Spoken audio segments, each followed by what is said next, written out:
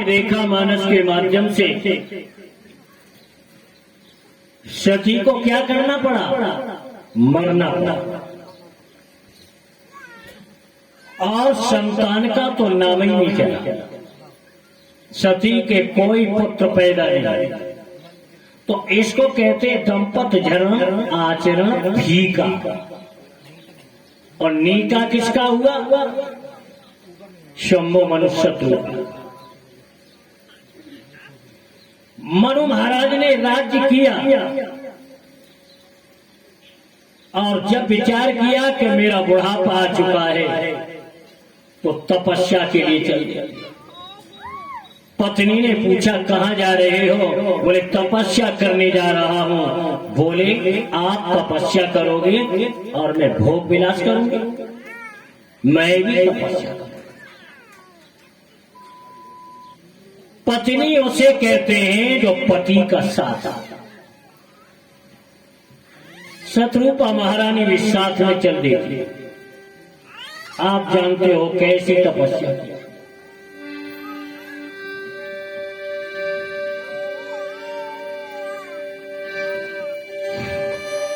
बरसों सहासी दसों त्यागे सो उठाड़िए रहे एक पद दो। 10,000 वर्ष तक एक पैर से खड़े होकर के पति पत्नी ने तपस्या। शंभु मनु शत्रुपा महारानी ने दाम्पत्य जीवन का निर्वाह करते हुए 23,000 वर्ष तक तपस्या। इतनी कठोर तपस्या की, एक बार नहीं अनेकों बार ब्रह्मा विष्णु महेश तीनों देवता आए कि वरदान मांग लो, नहीं मांगा। कि विधि हर हर तप के अपार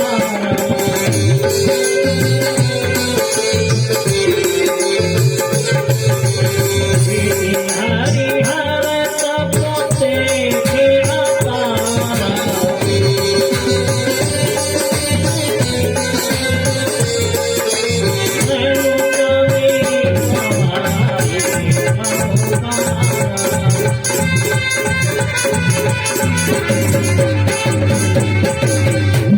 ब्रह्मा विष्णु महेश अनेकों बार शंभु मनु शत्रु का के पास आए कि मांगो पर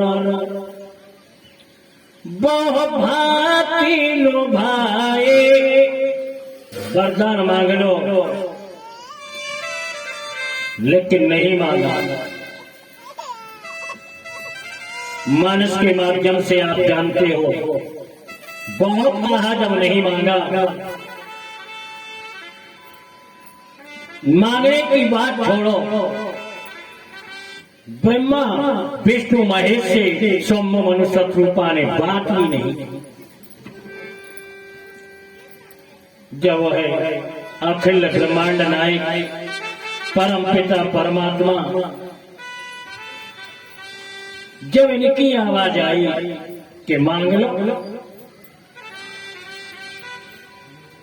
तब मांगने की न जाओ, वाणी से चेतना मिली। तो मनु महाराज ने वरदान,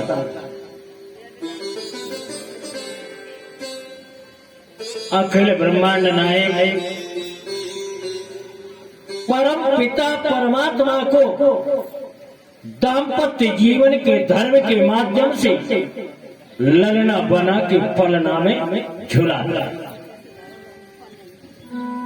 इसको कहते हैं दंपति धर्म आचरण नीका। और फीका हुआ शंकर जी का और जी का हुआ दशरथ जी का। दशरथ जी के 3 रानियां थी कि कौशल्या दीनार प्रिय, कि कौशल्या दीनार प्रिय सब आचरण पुनीत पतियने पूर्ण प्रेम दृढ़ हरिपद कमल तीनों नारियां पति के अनुकूल आचरण करने वाली थी।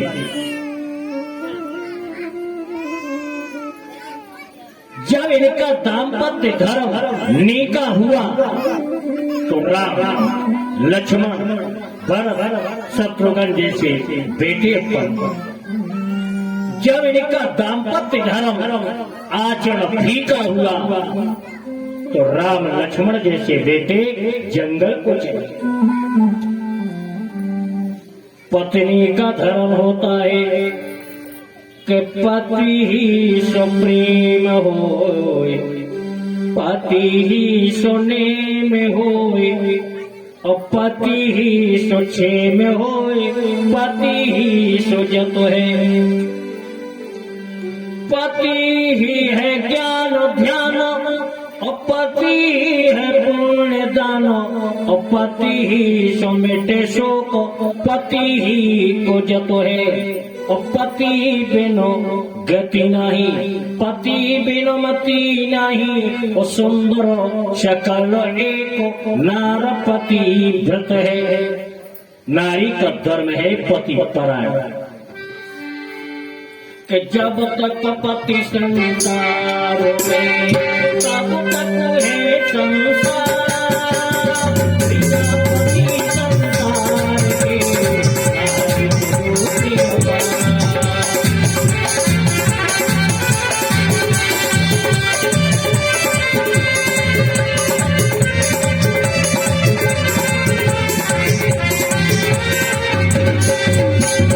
जब तक पति संसार में है तब तक नारी का सुख है और पति के जाने के बाद फिर तो दिन का है।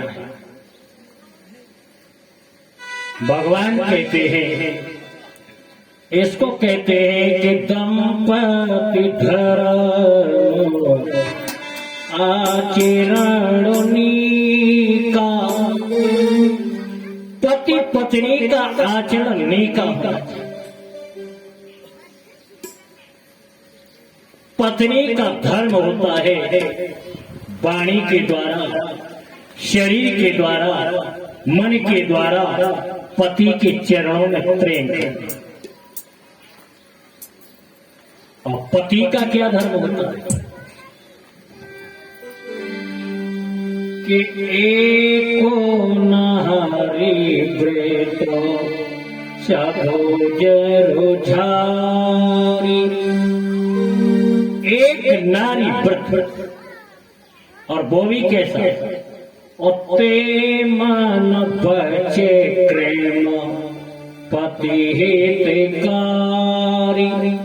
मन के द्वारा, वाणी के द्वारा, शरीर के द्वारा पति को समर्पित, पत्नी को समर्पित।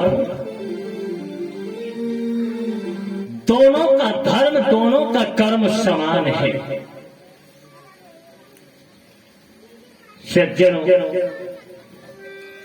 जब ऐसा होगा दाम्पत्य जीवन तो राम जैसे बेटे उत्पन्न होंगे। और यदि कश्यप जी और दिति जैसा जीवन होगा तो हिरण्य कश्यप जैसे पुत्र पैदा होगा। एक पति ने अपनी पत्नी से कहा, अरे सुन रही हो, आज तो मेरा मन ऐसा चल रहा है, पूड़ी कचौड़ी पकौड़ी खीर रसमलाई अच्छा मैं भोजन कर, लेकिन घर में बहुत गरीबी थी। पत्नी ने कहा चिंता मत करो, मैं कभी बना। एक दिन पत्नी ने कहा ऐसा करो, तुम अपनी मित्र मंडली का भी निमंत्रण करो। पत्नी ने कहा हमारे खाने के लिए कुछ है नहीं और हमारे मित्रों को क्या खिलाओगी? पत्नी ने कहा चिंता मत। पति ने अपने मित्र मंडलों का निमंत्रण किया। सब लोग 12 बजे आ जाते हैं, अपने अपने जूतों को उतार के और बैठक में बैठ गए। पत्नी ने चद्दर दिया, लो बाजार से सामान लाओ। क्या सामान? जो सामान आपको खाना हो, आपके मित्रों को खाना हो। बोले चद्दर में क्या लाना है? बोले बाहर जो जूता उतरे हुए हैं सबको बांध करके बाजार में बेचे। चद्दर में सभी जूतों को बांध करके बाजार में बेच दिया। जो 1000 रुपए का जूता था 500 में गया, 500 का था 250 में गया। पूड़ी कचौड़ी पकौड़ी मंगौड़ी सब सामान लेके अपने मित्र मंडलों को भोजन कर। तो मित्र मंडल कहने लगे कि भोजन आने को घर और किए और करेंगे पर हम तो कहेंगे आजो आत्मा धानी है। बात घर में हमने भोजन किए और करेंगे, आज आत्मा मेरी छक जाती है। पंडित जी बैठे थे, उन्होंने कहा पूड़ी कचौड़ी पापड़ नेते हमने खाई भैया और आज मनोमानी मिठाई खूब छानी है कि काबिल तारीफ करूं भोजन है सब एक तरफ और कितना ये ठंडा कोल्ड बर्फ का पानी है। मौलवी साहब ने कहा पानी तो बड़ा ठंडा है। हाथ जोड़ करके मालिक कहने लगा, बोले क्या तारीफ करते हो मुझसे कपूतों की? ये सब आपके जूतन की मेहरबानी, आपके जूतों की ही मेहरबानी। कहने का आशय यह है, पत्नी ने अपने पति की इच्छा को पूरी की। पति का धर्म होता है अपनी पत्नी की इच्छा को पूरी करना। तो इसको कहते हैं दंपति धर्म आचरण नीका। पति पत्नी का आचरण अच्छा होगा तो राम जैसे बेटे उत्पन्न होंगे। कन्हैया ने प्रथम विवाह रुक्मिणी के साथ, लेकिन विवाह करने का भी समय होता है। आप सोचो हम 55 साल के हो गए और अब विवाह कर लें, विवाह का भी समय निश्चित होता है कि ब्याह की चाहे बड़े तन में करो 15 20 25 की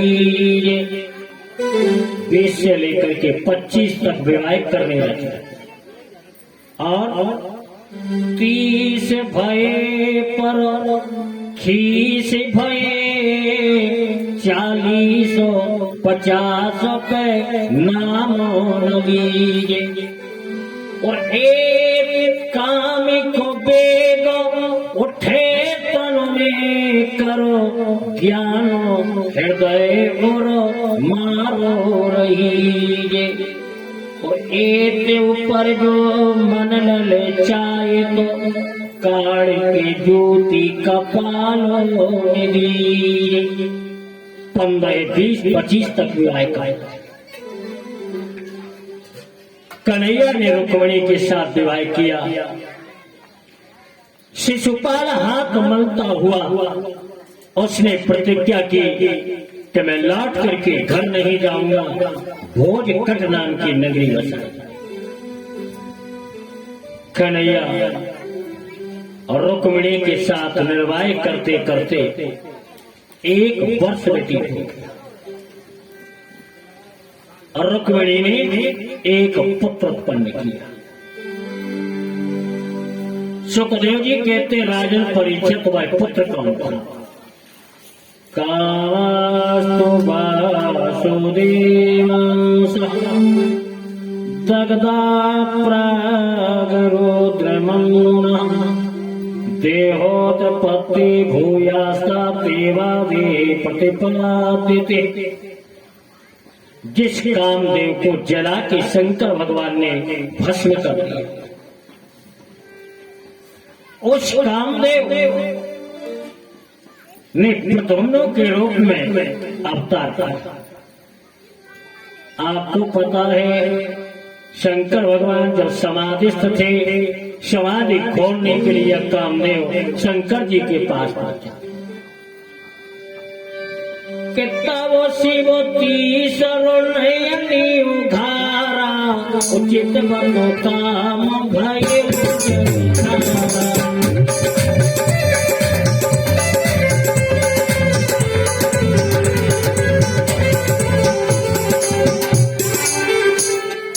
शंकर भगवान ने जब तीसरा नेत्र खोला, कामदेव जल करके भस्म। कामदेव की पत्नी का नाम था रति। विलाप करती हुई भोले बाबा के पास पहुंची। और भोले बाबा ने वरदान दिया कि कृष्ण तनये हुई है पति पूरा। कृष्ण तनये हुई है पति पूरा। वचन में अन्य का भोले मोरा।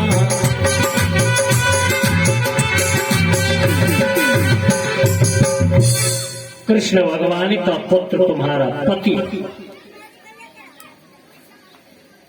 रुक्मिणी के गर्भ से कामदेव ने जन्म लिया। और यह सम्रासुर का शत्रु था। सम्रासुर को जब पता चला कि रुक्मिणी गर्भिणी है, और ज्यों ही रुक्मिणी के गर्भ से पुत्र उत्पन्न हुआ, उसी समय सम्रासुर एक आंधी तूफान के रूप में द्वारकापुरी में प्रवेश कर जाता है। बड़ी जोर से हवा चलने लगी, बादल गरजने लगे, तूफान आ जाता है। ऐसी विलक्षण दशा में रुक्मिणी के नेत्र बंद हो गए और सम्रासुर प्रद्युम्न को उठा ले जाए। सम्रासुर ने सोचा इसे बचपन में मार दें, नहीं तो कल के दिन ये मेरा वध कर देगा। सम्रासुर ने प्रद्युम्न को समुद्र में फेंक दिया। समुद्र में एक मछली निकले। मछुआरों के द्वारा जब मछली पकड़ करके सम्रासुर के यहाँ पहुंची, रसोइयों ने उसका पेट चीर करके बच्चा निकाला। सम्रासुर की पत्नी, जिसका नाम था मायावती, इसने इसका प्रतिपालन किया। मायावती को यह पता था कि हमारे पति का जन्म रुक्मिणी के गर्भ से होना।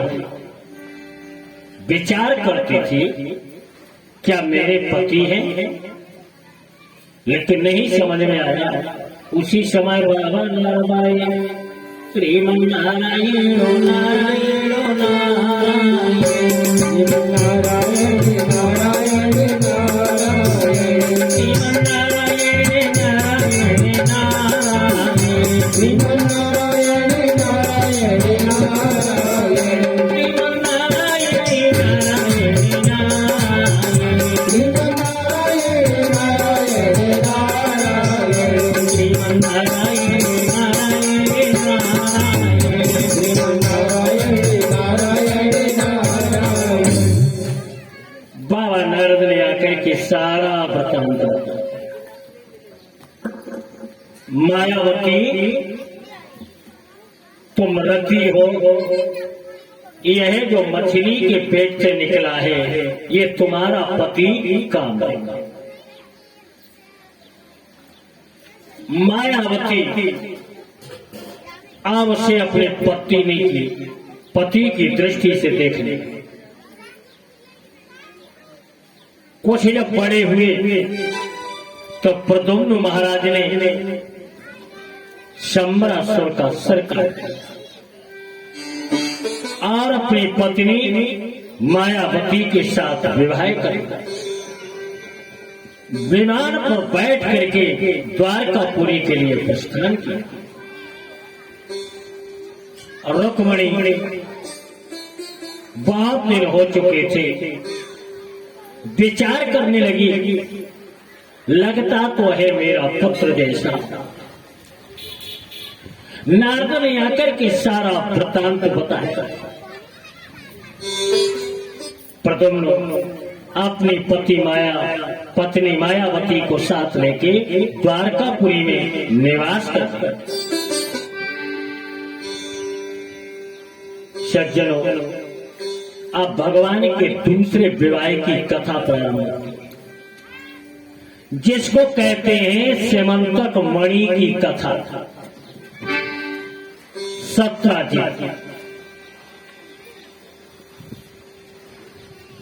सत्राजित ने जो कन्हैया को मणि का कलंक लगाया, और ये कथा श्रवण करने से जो कलंकी चंद्रमा को देख लेते हैं उनका दोष दूर हो जाता है। जिसको गांव में लोग कहते हैं पथरिया चौक, यद्यपि ये गणेश चौक है। गणेश चतुर्थी को चंद्रमा कलंकी क्यों बना, कलंक क्यों लगा? रामायण में भी लिखा है कि सो पर नारी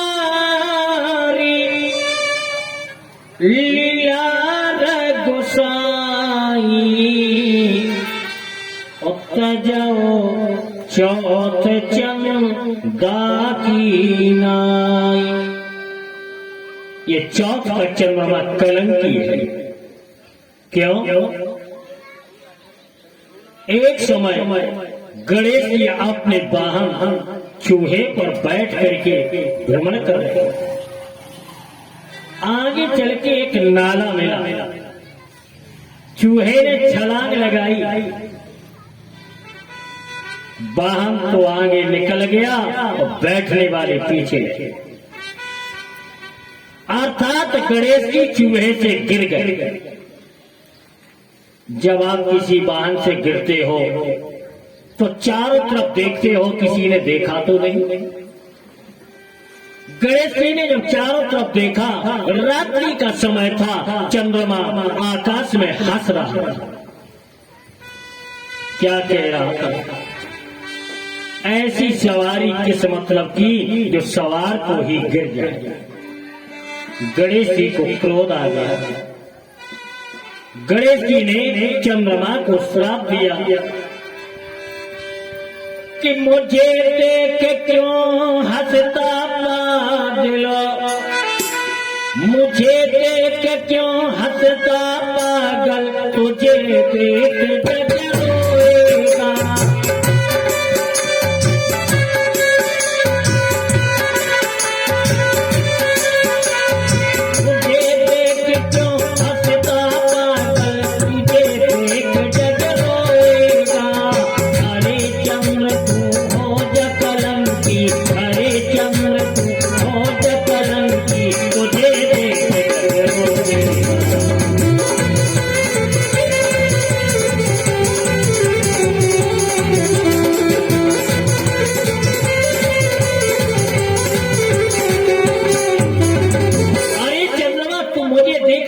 क्यों हंस रहा है?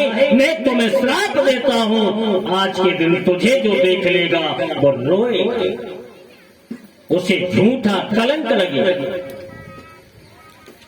इसलिए चंद्रमा कलंकी। दूसरा कारण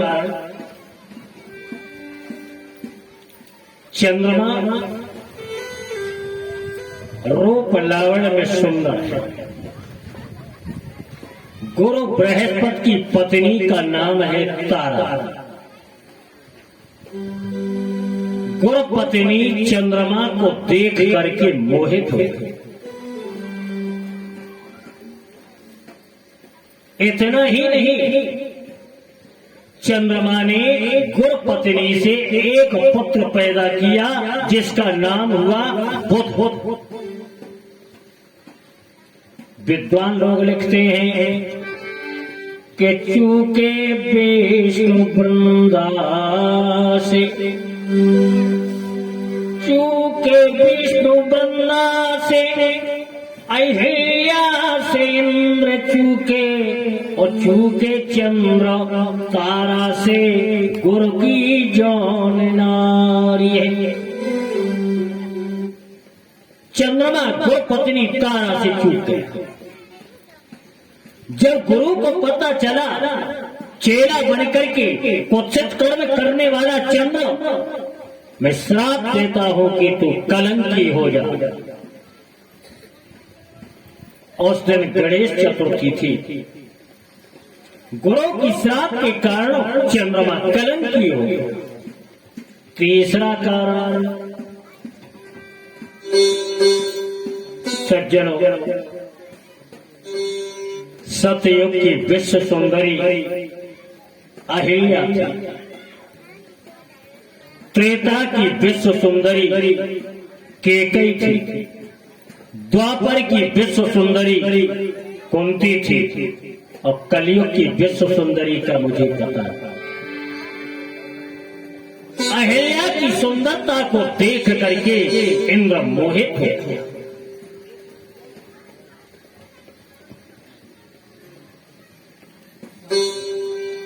गौतम ऋषि प्रातः काल स्नान करने के लिए गंगा में जाते थे। इंद्र ने कहा, चंद्रमा तो मुर्गा बनकर के बांग लगा दे। तो गौतम ऋषि अर्धरात्रि की बेला में चले जाएंगे और मैं गौतम ऋषि का रूप धारण करके अहिल्या से मिल लूंगा।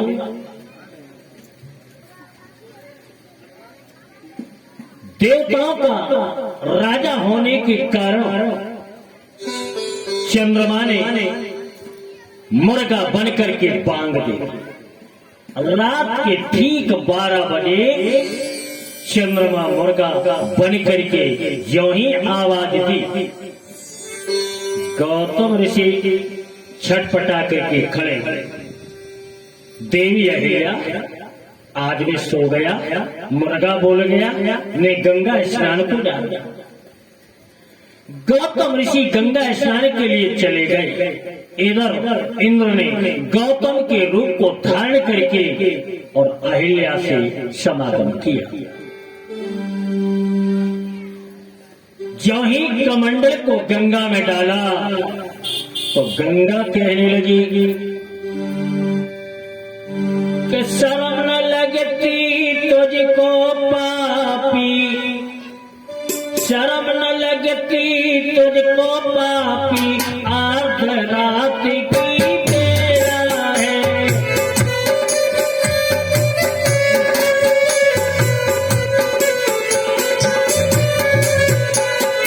नारी जाती हूँ मैं तो गंगा, नारी जाती हूँ मैं तो गंगा, आधी रातों में बेला है।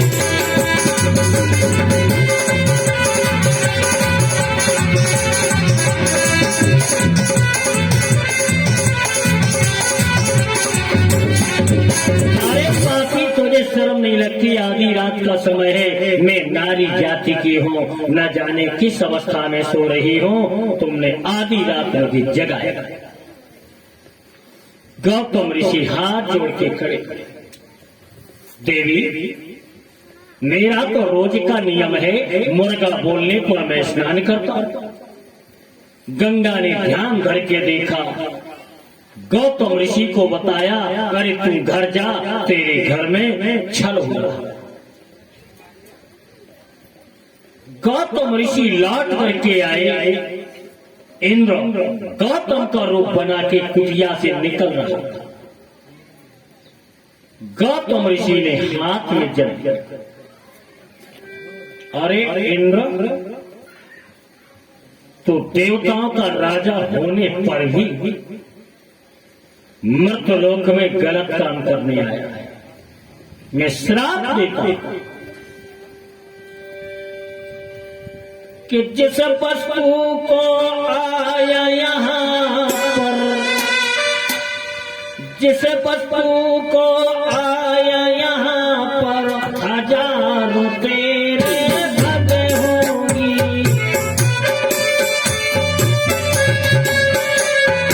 हजारों तेरे भगी होंगी। यही श्राप है राजन मेरा, यही श्राप है राजन मेरा, सारे भजन में भगे होंगी।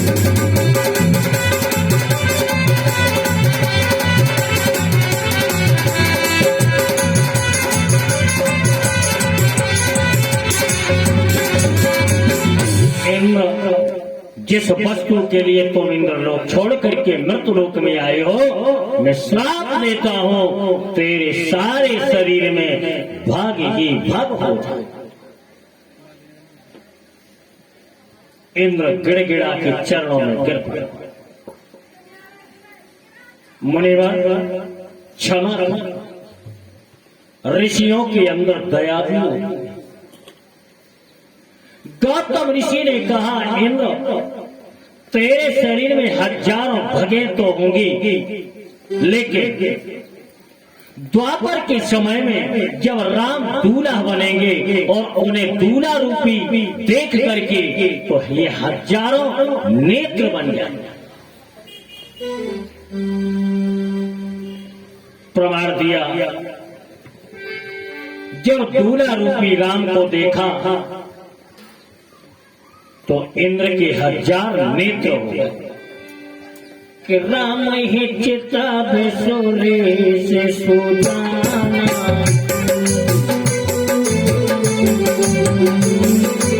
राम ही चिता बेसुरे से सुजाना,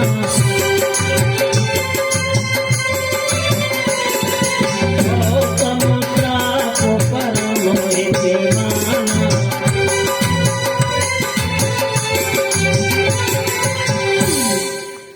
तो राम है चिताव सुरेश सुजाना, गौतम श्राप परम है दीवाना। इंद्र के हजारों नेत्र हो गए। अब अपनी पत्नी से कहा, अहिल्या, तेरा हृदय पत्थर के समान कठोर हो गया था क्या? और एक ब्रह्म मुहूर्त में तेरा पति कभी कुत्सित वासना को नहीं करता है, तेने ध्यान धर के क्यों नहीं देखा? मैं श्राप देता हूं कि तुम पत्थर की हो। अहिल्या ने जब प्रार्थना की तो गौतम ऋषि ने वरदान दिया कि गौतम नारी श्राप बस उपल दे धर धीर, चरण कमल रति चाहती, ओ कृपा करो रघुवी। भगवान राम की चरण स्पर्श से तेरा उद्धार होगा।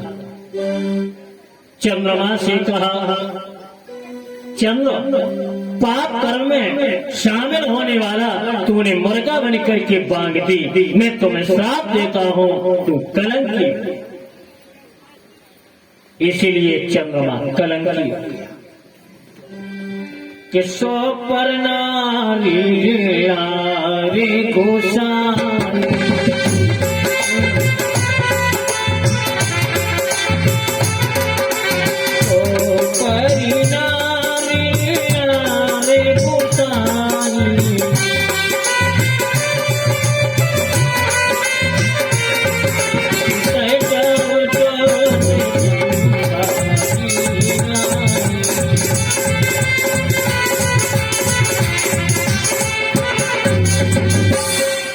कि तजो चौथ चंदा की नाई। दूसरे की पत्नी का मुखमंडल उसी प्रकार से परित्याग कर देना चाहिए जैसे कि चौथ की चंद्रमा को परित्याग कर देते। गर्ग संहिता में रुक्मिणी ने जब कन्हैया से पूछा कि तुम्हें ये झूठा मणि का कलंक क्यों लगा, तो कन्हैया ने कहा, रुक्मिणी मैंने कलंक की चंद्रमा देख लिया। कैसे? बोले डायरेक्ट नहीं देखा, इनडायरेक्ट देखा। अहमपि गौखोरेण पश्यन्ते चंद्र कलंकी वै। गौ के खुर में जल भरा हुआ था, गौ के खुर में जल भरा हुआ था, उसमें चंद्रमा का मैंने प्रतिबिंब देखा, इसलिए मुझे कलंक लगा।